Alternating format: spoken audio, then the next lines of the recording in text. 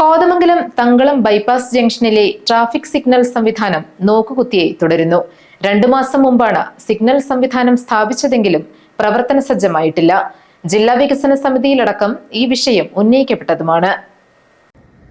Thankalam bypass ജംഗ്ഷനിലെ traffic കുരുക്കിന് പരിഹാരം കാണുക എന്ന ലക്ഷ്യത്തോടെയാണ് ഓട്ടോമാറ്റിക് ട്രാഫിക് സിഗ്നൽ സംവിധാനം സ്ഥാപിക്കാൻ നടപടിയുണ്ടായത്.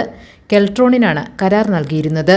2 മാസം മുമ്പ് തന്നെ ലൈറ്റുകളും അനുബന്ധ സംവിധാനങ്ങളും സ്ഥാപിച്ചിരുന്നു.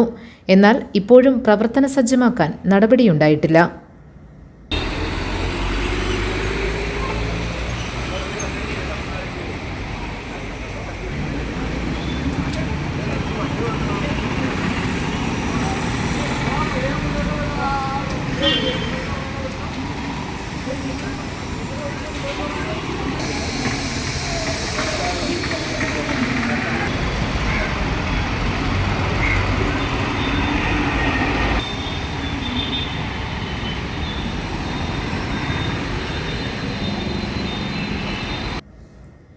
ബൈപ്പാസ് ജംഗ്ഷനിൽ 4 ഭാഗത്തേക്കുമുള്ള വാഹനങ്ങൾ തലങ്ങും വിലങ്ങും കടന്നുപോകുന്നുണ്ട്.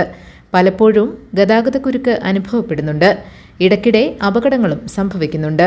വല്ലപ്പോഴും മാത്രമാണ് ട്രാഫിക് പോലീസിന്റെ സാന്നിധ്യം ഇവിടെയുള്ളത്. GTV news, Kothamangalam.